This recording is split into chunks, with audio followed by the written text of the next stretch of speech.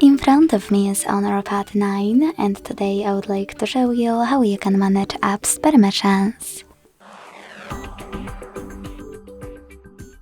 Begin by launching Settings and scrolling down to access Privacy section, over here. Then click on Permission Manager and tap on one of your device's features that you wish to manage. I will go with microphone. Then click on one of your apps under one of those categories. Allowed all the time, allowed only while in use, or not allowed. I will go with Chrome from not allowed one.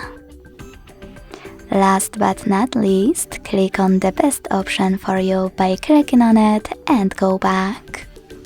Allow only while using the app, ask every time, or don't allow. I want to pick a first one, so when I tap and go back, I can see that my Chrome just gained access to this device's microphone if I'm using my browser. But you can always go back, pick one of those features, and look for an app that you wish to manage instead. So for example, I will go into Location to manage my Facebook. Now scroll all the way down and click on See All Permissions at the bottom. Then manage all of them only for chosen app the same way.